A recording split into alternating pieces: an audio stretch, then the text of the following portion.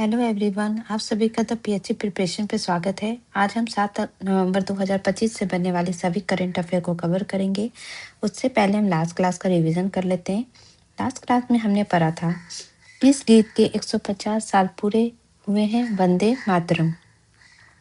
केंद्रीय सड़क परिवहन एवं राजमार्ग मंत्रालय द्वारा किस वर्ष तक सड़क हादसों को 50% तक कम करने का लक्ष्य रखा गया है? 2030। थिएटर मॉडल का संबंध मिलिट्री फोर्स से है। नौसेना प्रमुख द्वारा किस वर्ष तक 2000 से अधिक पनडुब्बी और जहाज का संचालन का लक्ष्य रखा गया है? 2035। किस समूह के चेयरमैन गोपीचंद पी हिंदुजा का निधन हो गया है? हिंदुजा ग्रुप के। किस देश की कंपनी द्वारा पहला उड़ने वाली कार का ट्रायल प्रोडक्शन शुरू किया गया है? चाइना। ब्रिटेन के किंग चार्ल्स द्वितीय द्वारा किस इंग्लैंड के पूर्व फुटबॉल कप्तान को नाइट बैचलर से सम्मानित किया जाएगा? Sir David Beckham. Elon Musk की कंपनी स्टारलिंक से समझौता करने वाला पहला भारतीय राज्य कौन बना है? महाराष्ट्र। नासा और इसरो द्वारा विकसित किस संयुक्त उपग्रह को ऑपरेशनल घोषित किया गया है? निसार। न्यूयॉर्क के मेयर पद का चुनाव जीतने वाले पहले भारतीय कौन बने? जोहार ममदानी। ये थे लास्ट क्लास के रिवीजन। अब शुरू करते हैं आज की क्लास को। पहला क्वेश्चन है, संविधान के किस अनुच्छेद का प्रयोग करते हुए सुप्रीम कोर्ट द्वारा सभी अपराधों पर गिरफ्तारी पर लिखित आधार देना अनिवार्य कर दिया गया है? इसका संबंध है आर्टिकल 22 जो कि पार्ट 3 से संबंधित, जो कि मौलिक अधिकार की बात करता है। और अभी हाल ही में सुप्रीम कोर्ट ने गिरफ्तार व्यक्ति के अधिकारों पर ऐतिहासिक फैसला सुनाया है। और सुप्रीम कोर्ट द्वारा जो भी आरोपित को गिरफ्तार किया जा रहा है उसकी गिरफ्तारी पे लिखित में आधार बताने की अनिवार्यता को सभी अपराधों तक विस्तारित कर दिया गया है। और ये अब पीएमएलए और यूपीए जैसे विशेष कानून में ही नहीं लागू होगी, बल्कि सभी तरह के अपराधों में गिरफ्तारी पर पुलिस आरोपित को उसकी भाषा में लिखित रूप से गिरफ्तारी का आधार बताएगी और हर गिरफ्तारी में इसका पालन करना अनिवार्य कर दिया गया है। और ये आरोपित को समझ में आने वाली भाषा में ही ये जो लिखित आधार दिया जाएगा वो होना चाहिए। गिरफ्तारी पर या उसके बाद जल्द से जल्द लिखित में आधार बताए जाएंगे, लेकिन अगर तत्काल ऐसा संभव नहीं है तो अभियुक्त की मजिस्ट्रेट के समक्ष पेशी से 2 घंटे पूर्व उसे गिरफ्तारी के लिखित आधार देने ही होंगे। मतलब मजिस्ट्रेट के सामने जो 2 घंटे पहले उससे उपस्थित करवाने से 2 घंटे पहले आपको आपको कारण बताना होगा कि आपने किस कारण के और किस आधार पे इसको गिरफ्तार किया है। ये फैसला जो है, जो सुप्रीम कोर्ट के जो चीफ जस्टिस ऑफ इंडिया है बी.आर. गवई, जो इंडिया के चीफ जस्टिस ऑफ इंडिया भी हैं बी.आर. गवई, जिनका कार्यकाल अभी समाप्त होने वाले हैं और नेक्स्ट जस्टिस सूर्यकांत बनने वाले हैं। तो अभी जो इंडिया के chief justice of India B R. Gavai और जस्टिस ऑगस्टिन जॉर्ज मसीह की पीठ ने सुनाया है और कोर्ट ने कहा है कि संविधान के अनुच्छेद 22 फर्स्ट में अभियुक्त को गिरफ्तारी का आधार बताने की आवश्यकता महज औपचारिकता नहीं है, यह अनिवार्य संवैधानिक सुरक्षा है जिसे संविधान के भाग 3 मौलिक अधिकारों के अंतर्गत शामिल किया है। तो जो आर्टिकल 22 है वो अरेस्ट और डिटेन पर्सन से रिलेटेड है, जिसमें 2 लॉ है। एक अंडर ऑर्डिनरी लॉ है जिसको फर्स्ट क्लॉज कहते हैं और सेकंड है under preventive detention. Ordinary law के ग्राउंड बेसिस पे कि जिस भी ग्राउंड पे जो अरेस्ट किया गया है वो इन्फॉर्म करना ज़रूरी होता था पहले, अब आपको लिखित भी देना होगा। और इसके अलावा जिनको गिरफ्तार किया गया है उनके पास राइट होता है कि वो अपने लीगल पिटिशनर से कंसल्ट कर सके अपने आप को डिफेंड करने के लिए। और उनको जो मजिस्ट्रेट के सामने जो है, जिनको भी गिरफ्तार किया जाए तो उनको 24 घंटे के अंदर मजिस्ट्रेट के सामने पेश करवाना ज़रूरी है। और अगर ऐसा नहीं होता है तो उनको गिरफ्तार किया गया है उनको फिर आपको छोड़ना पड़ेगा। प्रिवेंटिव डिटेंशन के अंदर कि किसी पर्सन को जो है 3 मंथ से ज़्यादा जो है, अनलेस की एडवाइजरी बॉडी ये रिपोर्ट दे कि हाँ कि 3 महीने से ज़्यादा हम इसको डिटेन करना ज़रूरी है। जब तक ये रिपोर्ट ना मिले तब तक आप 3 महीने से ज़्यादा किसी को डिटेन नहीं कर सकते हैं। अगर किसी को भी आप डिटेन करते हैं तो उसका ग्राउंड बताना ज़रूरी है। और ये डिटेंशन जो है ये जो है पब्लिक इंटरेस्ट के अगर बेसिस पे है तो उसको डिस्क्लोज़ करना ज़रूरी नहीं है। और जो डिटेन्यू है उसके पास जो है उसके पास अपॉर्चुनिटी होती है कि अपने डिटेंशन ऑर्डर के अगेंस्ट वो जो है हाई कोर्ट या सुप्रीम कोर्ट में अर्जी डाल सकता है।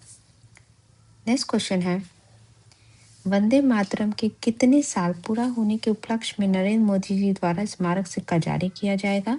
इसका सही आंसर है 150 ईयर। अभी हमने लास्ट क्लास में पढ़ा था कि वंदे मातरम का 150 साल पूरा हुआ और इसी अवसर पे जो नरेंद्र मोदी जी द्वारा सिक्का जारी किया गया है। प्रधानमंत्री नरेंद्र मोदी जी द्वारा शुक्रवार को राष्ट्रीय गीत वंदे मातरम के 150 साल पूरे होने के उपलक्ष्य में साल भर चलने वाले समारोह की शुरुआत किया गया है और एक स्मारक डाक टिकट और सिक्का भी जारी किया गया है। अगर वंदे मातरम के सॉन्ग की बात करें तो वंदे मातरम जो सॉन्ग है ओरिजिनली बंगाली पोयम है जो कि बंकिम चंद्र चट्टोपाध्याय के द्वारा लिखा गया है 1870 में। और इसका जो है वंदे मातरम को जो है इसको बाद में आनंद मंथ जो है बंकिम चंद्र चटर्जी के द्वारा लिखा गया नॉवल उसमें भी शामिल किया गया था। और इस पोएम को जो है बंगाली में वंदे मातरम जो है ये लिखा गया था और इसको गाया गया था रविंद्रनाथ टैगोर द्वारा। नेक्स्ट क्वेश्चन है, दिल्ली में आयोजित को ऑप कुंभ 2025 का उद्घाटन किसके द्वारा किया जाएगा? को आप कुंभ 2025 का जो शुभारंभ है वो अमित शाह जी द्वारा किया जाएगा। ये जो है ये international conference of urban cooperative credit sector के लिए ये जो शुभारंभ है ये किया जा रहा है। अंतर्राष्ट्रीय सहकारिता वर्ष के उपलक्ष्य में 10 और 11 नवंबर को दिल्ली में शहरी सहकारी बैंकों का सम्मेलन होने जा रहा है और इसे को-ऑप कुंभ 2025 नाम दिया गया है।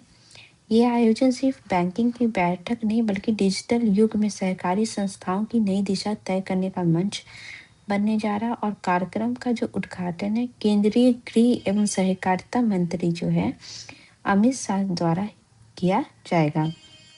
इसके जो हाईलाइट है अगर हम पढ़ें तो ये जो को-ऑप जो कुंभ है ये जो है ये अर्बन कोऑपरेटिव बैंक के लिए ये किया जा रहा है, उनको यूनाइट करने के लिए किया जा रहा है और इंडिया की जो कोऑपरेटिव स्ट्रेंथ है उसको इसमें दिखाया जाएगा क्योंकि ये जो इंटरनेशनल ईयर ऑफ कोऑपरेटिव 2025 ये डिक्लेयर किया गया है। नेक्स्ट क्वेश्चन है, किस कंपनी द्वारा सीमेंट रेल कंटेनर द्वारा सीधे निर्माणाधीन स्थान पर पहुंचाया जाएगा? मतलब किस कंपनी के द्वारा सीमेंट जो सीमेंट होता है जो बिल्डिंग वगैरह बनाने में यूज़ होता है उसको डायरेक्ट रेल कंटेनर में भरकर सीधे जहाँ पे कंस्ट्रक्शन हो रहा है वहाँ पे पहुंचाया जाएगा। इसका सही आंसर है रेलवे की एक कंपनी है कॉनकोर द्वारा ऐसा किया जा रहा है। इस तरीके के कुछ टैंक बने होंगे जिसमें इस सीमेंट को डालकर डायरेक्ट जहाँ पे आपका कंस्ट्रक्शन होगा वहाँ पे पहुँचाया जाएगा। सीमेंट अब बोरियों में नहीं बल्कि विशेष रूप से बनाए गए रेल कंटेनरों के जरिए सीधे निर्माण स्थलों तक पहुँचेंगे। रेलवे की जो सहायक कंपनी कॉनकोर ने ऐसा अत्याधुनिक कंटेनर विकसित किया है जो बल्क सीमेंट को बिना किसी पैकेजिंग के सीधे मिक्सिंग मशीन तक पहुँचाएगा और इससे परिवहन लागत में 50% की कमी आ सकती है। इसके अलावा जो पर्यावरण के लिए उसके लिए भी अच्छा होगा क्योंकि जो प्लास्टिक होती हैं बोरियां जिसमें सीमेंट को रखा जाता है या पैक किया जाता है वो इन्वायरमेंटल फ्रेंडली भी हो जाएंगी और इसका जो घोषणा रेल मंत्री अश्विनी वैष्णव द्वारा जल्दी किया जाएगा। साइंस और टेक्नोलॉजी से रिलेटेड क्वेश्चन का रिवीजन करें तो अमेरिकी वैज्ञानिक द्वारा अंटार्कटिका में धरती का सबसे पुराना बर्फ खोजा गया है। नासा द्वारा सुपरसोनिक जेट X-59 का परीक्षण किया गया है। रशिया के वैज्ञानिकों द्वारा पहली बार 2 ब्लैक होल्स को एक दूसरे की परिक्रमा करते देखा गया है और भूमध्य सागर में जो वाटर माइट मिला था उसका नाम जो है डॉक्टर तापस चटर्जी का नाम पे रखा गया है, जिनका जो संबंध धनबाद झारखंड से है। और आईआईटी मद्रास द्वारा स्वदेशी VTOL तकनीक विकसित की गई है। और इसरो द्वारा GTO में स्थापित देश का सबसे भारी उपग्रह, उसका नाम है CMS-03 और इसको LVM Mark 3 जो है उस रॉकेट से लॉन्च किया गया है। और इसके अलावा नरेंद्र मोदी जी द्वारा जो first emerging science technology and innovation conclave 2025 का उद्घाटन किया गया है। नेक्स्ट क्वेश्चन है, G20 समिट 2025 का आयोजन किस देश में किया जा रहा है? इसका सही आंसर है साउथ अफ्रीका में। अभी जो है 2025 में है, ये साउथ अफ्रीका में हो रहा है। और इससे पहले 2024 में जो है ये इंडोनेशिया में हुआ था, ठीक है। और 2023 में जो है ये इंडिया में हुआ था, ठीक है। तो अभी जो है G20 समिट जो है वो साउथ अफ्रीका में हो रही है। इसको पढ़ने से पहले मैं बता दूं कि ये जो प्रतिनिधि जो इसका जो प्रतिनिधित्व करते हैं या जिनके अगुवाई में ये होता है, उनको हम ट्रायोक कहते हैं। ट्रायोक मतलब करेंटली जिनके यहाँ हो रहा है, पास्ट जिनके यहाँ हो चुका है, या और एक होते हैं फ्यूचर जो नेक्स्ट आगे वाले टर्म में होगा। तो अभी हम देखें तो साउथ अफ्रीका कर रहा है, ठीक है, 2025 के। इससे पहले इंडोनेशिया किया था और अब जो है 2026 में वो अमेरिका करेगा, ठीक है। तो ये 2024 में इंडोनेशिया, 2025 में साउथ अफ्रीका और 2026 में अमेरिका करेंगे। तो इन तीनों कंट्री को हम ट्रायोक कहते हैं। ट्रम्प के द्वारा ऐसा कहा गया कि दक्षिण अफ्रीका में जो G20 शिखर सम्मेलन 2025 हो रहा है उसमें वो पार्टिसिपेट नहीं करेंगे। और दक्षिण अफ्रीका ने ये जो सदस्यता थी या ये जो अगुवाई थी दिसंबर 2024 को 1 साल के लिए G20 की अध्यक्षता संभाली थी, वो भी किससे? इंडोनेशिया से, ठीक है। और वह 22-23 नवंबर तक जोहान्सबर्ग में होगा, साउथ अफ्रीका के जोहान्सबर्ग में शिखर सम्मेलन की मेजबानी करेगा। ये पहली बार होगा कि जब G20 नेताओं की जो बैठक है वो अफ्रीकी धरती पे होने जा रही है। फर्स्ट टाइम ऐसा होने जा रहा है कि G20 की बैठक अफ्रीका महाद्वीप में होने जा रही है। और अमेरिका 1 दिसंबर 2025 को दक्षिण अफ्रीका से G20 की अध्यक्षता ग्रहण करेगा और 30 नवंबर 2026 तक अध्यक्षता करेगा। भारत ने 2022 से नवंबर 2023 तक G20 की अध्यक्षता की थी। और सितंबर 2023 में दिल्ली में जब 18वीं G20 शिखर सम्मेलन हुआ था 2000, इंडिया ने कब किया था? 2023 में, और ये 18th नंबर की थी, ठीक है। तो अभी ये कौन सी नंबर की होगी? ये 19 नंबर की, और ये 20th नंबर और 21st नंबर की जो है वो अमेरिका में होगी। तो जो 18th नंबर की जो G20 शिखर सम्मेलन 2023 जो कि दिल्ली में हुआ था, उसी में भारत की अध्यक्षता में ही, भारत की अध्यक्षता के अंतर्गत ही अफ्रीकी संघ को, जो अफ्रीकन यूनियन है, उसको जो है G20 का मेंबर बनाया गया था, ठीक है। अगर G20 की बात करें तो इसका जो है ये 1999 में इसका फाउंड किया गया था, जब एशियन फाइनेंशियल क्राइसिस हुई थी 1997-1998 में। और ये एक इनफॉर्मल फोरम के तौर पे फाइनेंस मिनिस्टर और सेंट्रल बैंक गवर्नर जो थे उनके द्वारा ये स्थापित किया गया था। और ये बहुत इम्पोर्टेंट इंडस्ट्रियलाइज और डेवलपिंग इकोनॉमी को डिस्कस करने के लिए, इंटरनेशनल इकोनॉमिक और फाइनेंशियल स्टेबिलिटी प्रोवाइड करने के लिए ये संगठन का की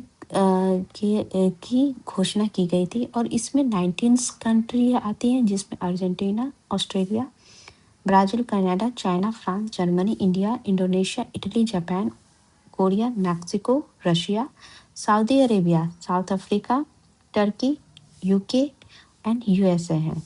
और 2 रीजनल बॉडी है, जिसमें एक है आपका यूरोपियन यूनियन और एक है अफ्रीकन यूनियन, जिसको 2023 में शामिल किया गया था। और G20 मेंबर कंट्री हैं जो 85% ग्लोबल जीडीपी को रिप्रेजेंट करते हैं, 75% ग्लोबल ट्रेड को रिप्रेजेंट करते हैं और 2/3 वर्ल्ड पॉपुलेशन को रिप्रेजेंट करते हैं। नेक्स्ट क्वेश्चन है, किस देश द्वारा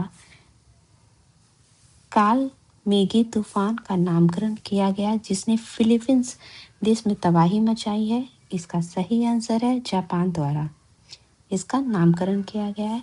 और ये जो है ये साउथ ईस्ट कंट्री में इसने काफ़ी तबाही मचाई है। साउथ ईस्ट कंट्री में आपका सबसे ज़्यादा फिलीपींस और वियतनाम सबसे ज़्यादा प्रभावित हुआ है और इसका जो नामकरण है वो जापान द्वारा किया गया है। कौन दुनिया के पहले खरबपत्ती बनने के कगार पे आ चुके हैं? इसका सही आंसर है एलन मस्क। दुनिया की दिग्गज कार कंपनी टेस्ला और ट्विटर के मालिक एलन मस्क जल्द ही $1 ट्रिलियन के मालिक बन सकते हैं और टेस्ला के नए $1 ट्रिलियन के बोनस प्लान से उनकी संपत्ति में जबरदस्त वृद्धि हो सकती है। ये रकम जो है 170 देशों की जीडीपी से भी ज़्यादा है। ठीक है, और अभी जो एलन मस्क की संपत्ति है $500 अरब की संपत्ति है। फर्स्ट इन वर्ल्ड से रिलेटेड फैक्ट्स का रिवीजन करें तो दुनिया का पहला स्वचालित 3 व्हीलर स्वयं गति ओमेगा द्वारा लॉन्च किया गया है। पहली बार सारा मुलेली को चर्च ऑफ इंग्लैंड का नेतृत्व किया जाएगा। और मालदीव ने HIV, सिप्सिल और हेपेटाइटिस इन तीनों बीमारियों के लिए पहला ट्रिपल उन्मूलन हासिल करने वाला दुनिया का पहला देश बना है। और गैलेक्सी आई द्वारा 2026 तक दुनिया का पहला multi sensor earth observation satellite launch किया जाएगा। दुनिया में पहली बार भारत के अरुणाचल प्रदेश में सांप, मेंढक और छिपकली की 12 नई प्रजातियां खोजी गई है। दुनिया का सबसे बड़ा पुरातात्विक संग्रहालय इजिप्ट में बनाया गया है और न्यूक्लियर हथियारों की संख्या के मामले में रशिया के पास सबसे ज़्यादा हथियार है। नेक्स्ट क्वेश्चन है, आईसीसी द्वारा किस भारतीय खिलाड़ी को अक्टूबर माह के लिए प्लेयर ऑफ द मंथ चुना गया है? इसका सही आंसर है स्मृति मंथाना को। किस खेल के महासंघ को एशियाई ओलंपिक परिषद से मान्यता मिली है? इसका सही आंसर है खो खो फेडरेशन को अभी ये मान्यता दी गई है। एशियाई खो खो महासंघ को एशियाई ओलंपिक परिषद से मान्यता मिली है और इसके लिए महासंघ को मान्यता प्राप्त पत्र दे दिया गया है। और इसके बाद ये खो खो को आधिकारिक तौर पे एशियाई ओलंपिक अभियान में शामिल करती है और इस मान्यता के साथ खो खो अब अंतर्राष्ट्रीय टूर्नामेंट में वैश्विक खेल मंच पर अपनी पहचान बना सकता है। ठीक है, नेक्स्ट क्वेश्चन है, T20 वर्ल्ड कप 2026 का आयोजन किस देश में होगा? इसका सही आंसर है इंडिया। और कुछ कुछ मैचेस में पाकिस्तान भी इंक्लूड होगा। वो जो मैच है वो श्रीलंका में आयोजित किए जाएंगे। ठीक है, बीसीसीआई ने अगले साल होने वाले T20 विश्व कप के लिए 5 स्थलों को चिन्हित कर दिया है जिसमें अहमदाबाद के अलावा दिल्ली, कोलकाता, चेन्नई और मुंबई का नाम शामिल है। और टूर्नामेंट का जो फाइनल मुकाबला हुआ है अहमदाबाद में खेला जाएगा। गेम से रिलेटेड फैक्ट का रिवीजन करें तो दीप्ति शर्मा और स्मृति मंथाना को जो है अंतर्राष्ट्रीय महिला गेंदबाज मतलब वर्ष का सर्वश्रेष्ठ अंतर्राष्ट्रीय महिला गेंदबाज और बल्लेबाज चुना गया है। CEAT life time achievement award से BS चंद्रशेखर और ब्रायन लारा को सम्मानित किया गया है। ब्लूमबर्ग बिलियनियर इंडेक्स के अनुसार पहले फुटबॉल अरबपति खिलाड़ी क्रिस्टियानो रोनाल्डो बने हैं। और इंडिया टीम के द्वारा सबसे कम समय में अंडर-19 यूथ टेस्ट मैच जीतने का रिकॉर्ड बनाया गया है। क्लच चेस द लेजेंड में जो है गैरी कास्परोव और विश्वनाथ आनंद जो है 30 साल बाद भाग ले रहे हैं। और PV सिंधु भारतीय बैडमिंटन खिलाड़ी द्वारा तीसरी बार विश्व बैडमिंटन महासंघ के एथलीट आयोग में शामिल किया गया है। पैरा पावर लिफ्टिंग विश्व चैंपियनशिप में जूनियर वर्ग के 72 kg में भारत के विनय ने गोल्ड मेडल जीता है।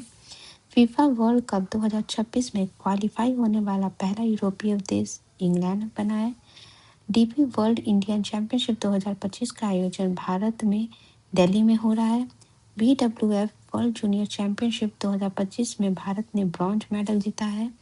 क्लच चेस लेजेंड चैंपियनशिप 2025 में शुरुआती जीत गैरी कास्परोव ने हासिल की है। और और इसके अलावा ऑस्ट्रेलिया महिला क्रिकेट टीम द्वारा वनडे इतिहास का सबसे बड़ा लक्ष्य हासिल किया गया है और महिला वनडे में एक कैलेंडर वर्ष में 1000 रन बनाने वाली पहली महिला खिलाड़ी जो है स्मृति मंथाना बनी है। शंघाई मास्टर का खिताब वैलेंटाइन वैशरोट ने जीता है। जापान ओपन 2025 का खिताब जोशना चिनप्पा ने जीता है। फीफा कप 2026 के लिए क्वालिफाई करने वाला दूसरा सबसे कम आबादी वाला देश कैपो वर्डे बना है। आईसीसी द्वारा सितंबर माह के लिए player of the month Abhishek Sharma और स्मृति मंथाना को चुना गया है। फाइट चेस वर्ल्ड कप 2025 का आयोजन गोवा में हो रहा है।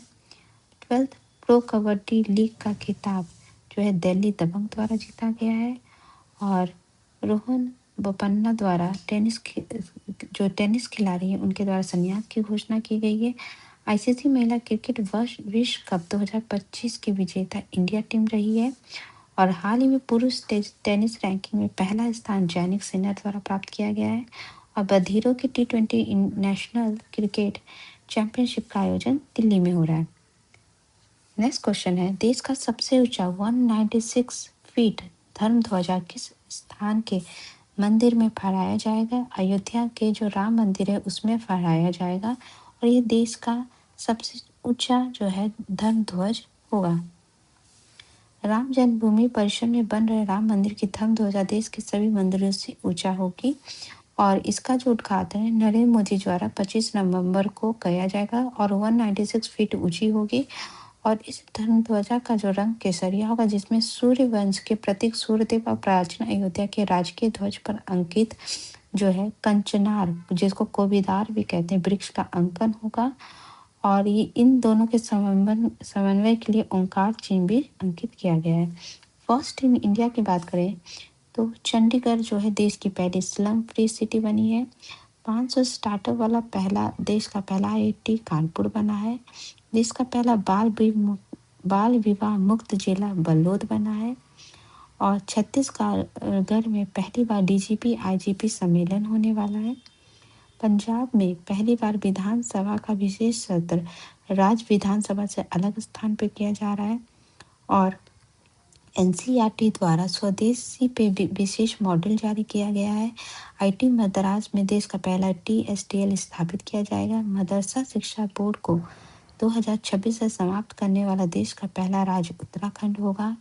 वाटर टैक्सी से जुड़ने वाला देश का पहला airport Navi Mumbai international airport. Deepika Padukone को स्वास्थ्य मंत्रालय के द्वारा पहली मेंटल हेल्थ एम्बेसडर बनाया गया है। भावना चौधरी बॉर्डर सिक्योरिटी फोर्स बल के एयर विंग की पहली महिला फ्लाइट इंजीनियर बनी है।